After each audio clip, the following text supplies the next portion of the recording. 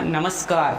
आज बात कर रहे हैं कि लाइफ में मस्त कैसे रह जाए, लाइफ को थोड़ा सा खुश कैसे जिए, क्योंकि आजकल लोगों की लाइफ में बहुत स्ट्रेस, बहुत तनाव आ चुका है, जिसके कारण से लोग सही से जी नहीं पा रहे हैं, सिर्फ खा रहे हैं। बस लाइफ को जीना सीखें कि कैसे हम जी रहे हैं। आज इस टॉपिक पर चर्चा कर रहे हैं। बस थोड़ा सा है इसमें, अगर आप समझ लेते हैं आपको पूरा जानकारी हो जाएगा, लाइफ में बहुत ज़्यादा तनाव नहीं आएगा। देखिए, अगर आप लाइफ में तनाव किसी व्यक्ति की वजह से ही आएगा और दूसरा कोई कारण नहीं है तनाव आने का। अगर आप जैसे कि पति पत्नी में है, भाई बहन में है, मित्र में है, जिसमें भी हो, अगर आप उसकी वजह से तनाव आ रहा है तो आप दो कॉलम बनाइए, एक पॉजिटिव का, एक नेगेटिव का। उसके पॉजिटिव पॉइंट्स को आप नोट करते जाइए, दूसरी तरफ उसके नेगेटिव पॉइंट्स को नोट करते जाएं। फिर देखें कि उसमें कौन सा पॉइंट अत्यधिक है, नेगेटिव या पॉजिटिव, पॉजिटिव या नेगेटिव, दोनों को देख लें कि इसमें कौन सा पॉइंट अधिक है।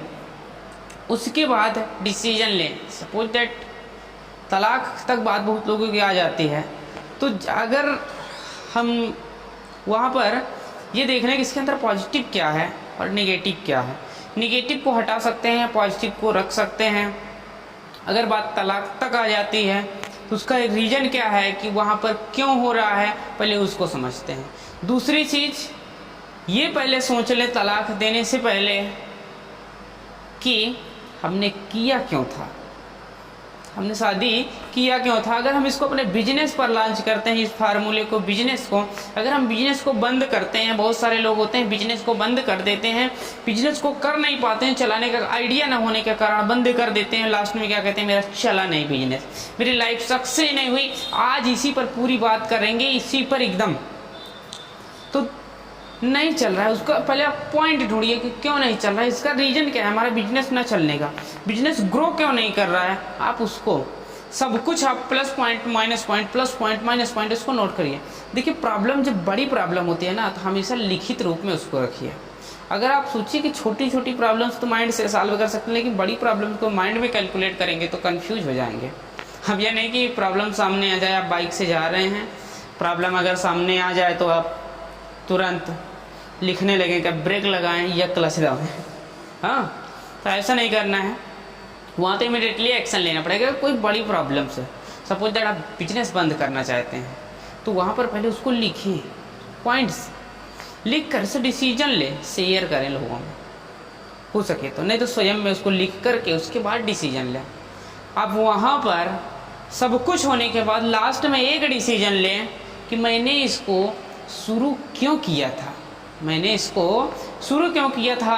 इसका डिसीजन लेने के बाद आप आगे बढ़ें।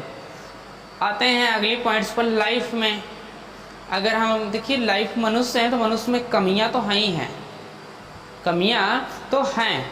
अगर हम इतना समझ कर के उसको कि हाँ कमी है, दूर की जा सकती है। अगर दूर करने लायक नहीं है, गर्मी अगर है जैसे सपोज दे, तो गर्मी दूर करने के लिए आप फैन लगा सकते हैं। ये नहीं कि आप गर्मी के मौसम को बदल देंगे, मौसम को नहीं बदला जा सकता, उसमें फैन लगाया जा सकता है। ठंडी अगर आती है तो ठंडी में स्वेटर को पहना जा सकता है, जैकेट को पहना जा सकता है, ठंडी का मौसम नहीं। इसी तरीके से प्रॉब्लम जब आती है तो प्रॉब्लम्स को नहीं, उसकी सुरक्षा कर लें, ऑटोमेटिक प्रॉब्लम चली जाएगी। देखिए, प्रॉब्लम बहुत बड़ी नहीं होती है कि हाँ प्रॉब्लम दिन और रात के जैसे थोड़े सा टाइम के लिए आती है और फिर चले जाते हैं, लेकिन हम उसी में जब कंफ्यूज हो जाते हैं तो आगे की लाइफ अंधेरी हो जाती है पूरी। तो जब प्रॉब्लम आए तो प्रॉब्लम को समझ लेना चाहिए, थोड़े टाइम के लिए इंतज़ार कर लेना चाहिए। पहली चीज़, नहीं समझ में आती तो डिसीजन किसी और से ले सकते हैं, माता पिता, भाई बहन से।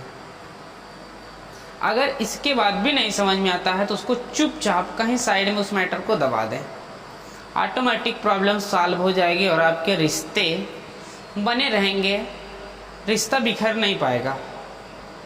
तुरंत जो डिसीजन ले लेते हैं उसमें फेल हो जाते हैं, इसलिए तुरंत डिसीजन ना लें इतना ज़्यादा कि रिश्ते आपके टूट जाएं, आपके रिश्ते टूट जाएं।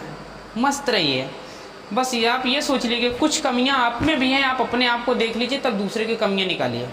जब आप अपनी कमी देख लेंगे तो दूसरे में कमी ज़्यादा निकाल नहीं पाएंगे। पहली चीज़।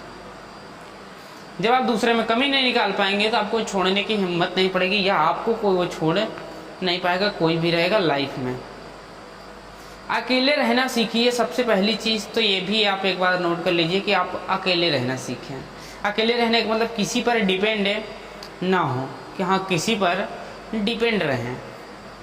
और लाइफ में अगर आप सिंगल हैं तो सिंगल वालों के लिए ये फार्मूला ज़्यादा ध्यान दीजिएगा कि किसी को इतने अपने करीब ना लाइए, किसी को आप अपने इतना करीब ना लाइए कि आप उसका सहारा बन जाएं और आपकी कमजोरी बन जाए।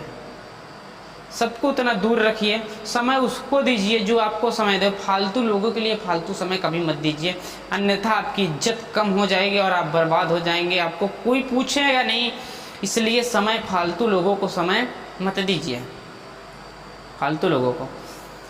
उसके बाद अगर आप ये सारी पॉइंट्स को नोट कर लेते हैं अपनी लाइफ में, तब आप नहीं छोड़ेंगे, पूरा दावा है। पॉइंट अगर नोट करके रखते हैं। पर रिश्ते हैं तो थोड़ा बहुत तो इधर उधर होना ही है, उसमें बहुत बड़ी बात नहीं है। रिश्ता चलाना आपका काम है, दूसरों का काम नहीं है।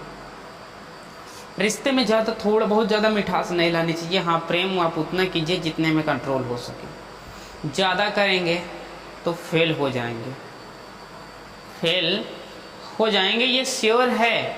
इसलिए आप अपने आप को भी कंट्रोल रखें। बस इसी के साथ अगर इसमें आपको कोई डाउट होगा तो कमेंट कीजिएगा, कमेंट पूरा क्लियर होगा।